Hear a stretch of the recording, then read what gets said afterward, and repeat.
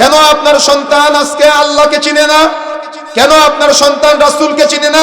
আমি তাওহীদের আলোচনা করে চলে যাব, আমি সূরা লাহাবের আলোচনা করে চলে যাব, কিন্তু আপনিও কিছু বুঝবেন না, আপনার সন্তানও কিছু বুঝবে না। কেন বুঝবে না? পরিবারের মধ্যে তাওহীদ নাই এই জন্য, পরিবারে কোরআনের শিক্ষা নাই এই জন্য, পরিবারের বাবা মার মধ্যে জান্নাতের আকাঙ্ক্ষা নাই এই জন্য সন্তানের জান্নাতের আকাঙ্ক্ষা নাই, পরিবারে বাবা মার মধ্যে জাহান্নামের ভয় নাই এই জন্য সন্তানের মধ্যে জাহান্নামের ভয় নাই।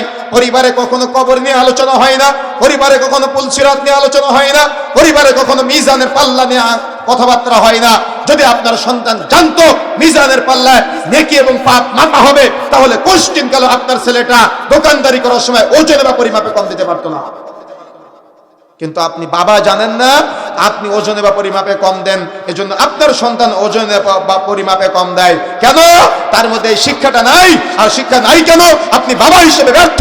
আপনি ব্যর্থতার প্রমাণ করেছেন যে আপনি আপনার সন্তানকে ওজনে বা পরিমাপে কম দেওয়া শিখিয়েছেন, এজন্য আপনার সন্তান ওজনে বা পরিমাপে কম দেয়। কিন্তু আপনি যদি শিক্ষা দিতে পারতেন যে কিয়ামতের মাঠে মিজানের পাল্লায় আপনার সন্তানের আমলনামা মাপা হবে, গুনাহ মাপা হবে, নেকি মাপা হবে, পাপ মাপা হবে, তাহলে আপনার সন্তান এটা মূল্যায়ন করতো যে আজকে এই মিজান আর কিয়ামতের মাঠের মিজান আমার কোনটা কিভাবে হবে, ও এখন থেকে চিন্তা করতে। কিন্তু আপনার মধ্যে জান্নাতের আকাঙ্ক্ষা নাই, আপনার মধ্যে জান্নাতের আশা নাই, আপনার মধ্যে জান্নাতের আকাঙ্ক্ষা নাই, জান্নাতের আশা নাই, তাহলে আপনার সন্তানের মধ্যে জান্নাতের আকাঙ্ক্ষা হবে কিভাবে? আপনার সন্তানের মধ্যে জাহান্নামের ভীতি আসবে কিভাবে? আল্লাহ ভীতিগুলো আসবে কিভাবে? আসতেছে না কেন? কারণ আপনার সন্তানকে আপনি শিক্ষা দিতে পারেন নাই। সেই জন্য কি আমার কথা রাগ করলেন? ব্যর্থ বাবা আপনি। 7 বছর বয়সের একটা ছেলের হাতে 5 টাকা দিয়ে বলতেছেন আব্বু যা সিগারেট কিনে নিয়ে আসো।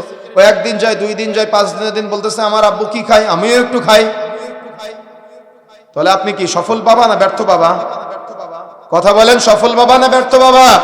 7 বছর, 8 বছর, 10 বছর বয়সে ছেলে দাড়ি গজাচ্ছে, আপনি ব্যর্থ বাবা। আপনি আপনার ছেলেকে নিয়ে সেলুনে দাড়ি কাটতেছেন, আপনার সন্তান দেখে যে আমার বাবাও দাড়ি কাটে, আমার বাবারও গায়রত নাই, আমারও গায়রত নাই, আমার বাবা। আমার কথা বুঝেন নাই? কথা বুঝতে পেরেছেন? তাহলে কে শিক্ষা দিল? বাবা শিক্ষা দিল সন্তানকে। কে অন্যায় করলো? বাবা অন্যায় করলো, তাই সন্তান অন্যায় করতেছে। শিখলো কার কাছ থেকে? বাবার কাছ থেকে। এই জন্য প্রিয় বন্ধুরা আমার, মাইকের আওয়াজ যতদূর পর্যন্ত যাচ্ছে দায়িত্বহীন ভাষায় বলে যেতে চাই, মনে রাখার চেষ্টা করতে হবে আগামী ভবিষ্যৎ প্রজন্মের জন্য কোরআনের ইলম, কোরআনের জ্ঞান অর্জন করা অত্যন্ত জরুরি।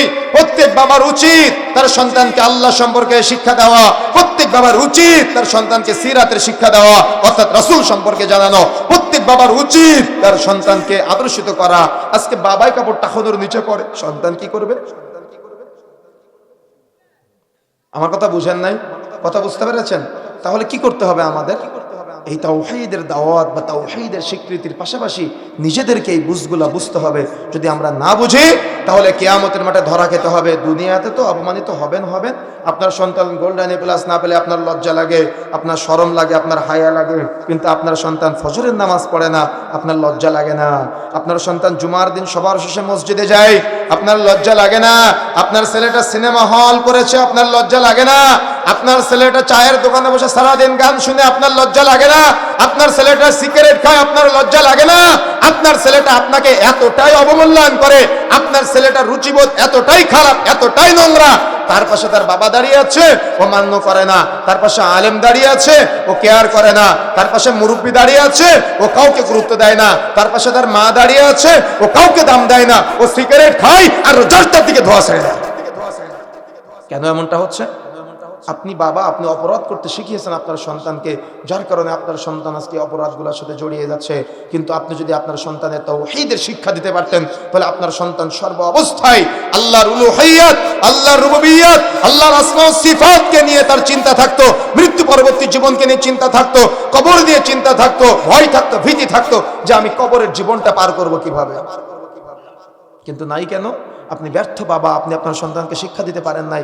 কোনোদিন আপনি আপনার সন্তানের হাতটা ধরে মসজিদ পানে নিয়ে যেতে পারেন নাই। আপনার জীবন 50 বছর পার হয়ে গিয়েছে, তো আপনার কি একটু খারাপ লাগে না যে আমার ছেলেটাকে আমি মসজিদে নিয়ে যেতে পারি না? আপনার কি একটু খারাপ লাগে না যে আমার ছেলেটা সুদখোর, ঘুষখোর, জেনাখোর, সিনেমা দেখে, গান শুনে, নাটক দেখে, আমার ছেলেটার মুখে রাসূলের সুন্নাত দাড়ি নাই? আপনার কি একটু কষ্ট লাগে না? কষ্ট লাগা তো দরকার ছিল বাবা হিসেবে, নাহলে তো কিয়ামতের মাঠে আপনি ধরা খাবেন। কিয়ামতের মাঠে আপনি ব্যর্থ বাবা হিসেবে, কিয়ামতের মাঠে আপনি